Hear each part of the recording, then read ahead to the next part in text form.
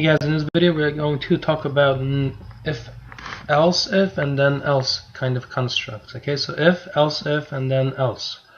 We'll talk about embedding if else within other else blocks. Okay, I know that sounds very abstract at first. Let's see this in action. It'll become more concrete and comprehensible. Let's make a new simple console application templated project as we've done before.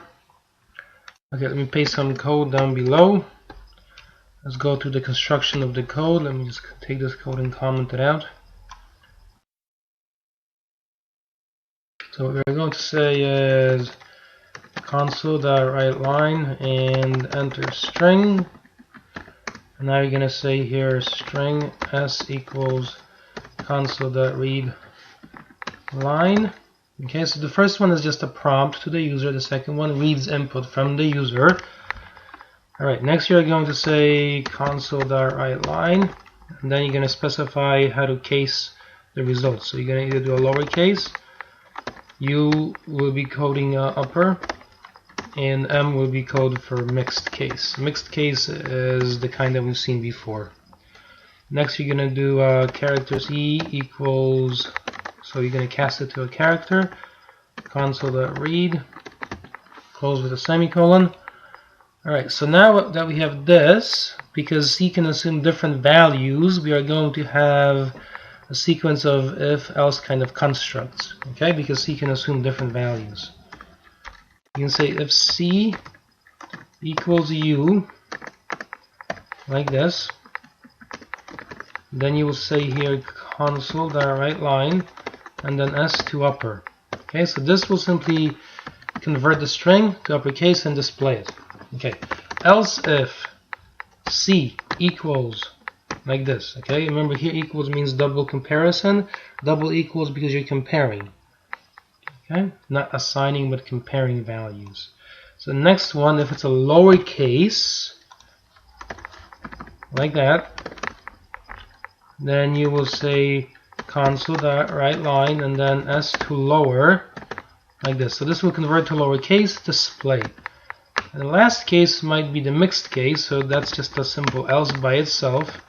But because someone could not enter something and still then just press M, we have to take that into account. So we will write if s.length is greater than 0, we'll take an action. But of course if it's not, then you're going to say else, and then you'll say here console.writeLine, and there is nothing to do, period, semicolon to close the statement. Alright, so now that we have that, you're going to repeat some code that we've seen before. It's nothing new in this case. Okay, we'll just perhaps put it in one line just to show you that you can. And the code is relatively easy. You're going to write now console.writeLine, and then you'll say here s.substring 0, 1 to upper, and then plus s.substring, and then 1, and then s.length minus 1. We've seen that before, to lower, and close with a semicolon. Okay, so this is not new code in that sense. Let me delete this. All right, so here is our code. There you go. So let's see. Step, and now here's the rest. Okay, there you go. And of course it's in the sidebar as a PDF if you need to view it, because I know on the screen sometimes it could be a little difficult. So this is here, and notice this stops right here. So if I scroll up, just observe the position of the cursor so that when you pause you know where to begin typing. Okay, so now that we have this, and you should definitely be typing all of this code, always. The best way to learn is to be an active learner. You must absolutely engage your mind. You got to start wiring your brain to think along these lines. Okay, so what we have here is code. Now let's give it a run. So first let's give it a build, make sure it takes. Completing build succeeded. Debug and start without debugging at first. One run without debugging just to see the operation. So say you enter nothing and you enter M and see it says there's nothing to do. Press any key to continue. Okay, so that confirms that this line of code within this else here has been reached. Okay, the end of it. Alright, but now we're going to debug and step into. Let's examine the behavior of the code very sequentially, so it's 100% clear without any murkiness. I don't like murkiness. Murkiness is kind of, not a useful thing. Okay, so precision, clarity are very important in programming and logic and math, of course. Alright, let me pin this to the screen. Of course, I gotta get the window on top. Seems to be... Oops. Clicked the wrong thing here. Give me a sec. Window on top. Alright, there it is.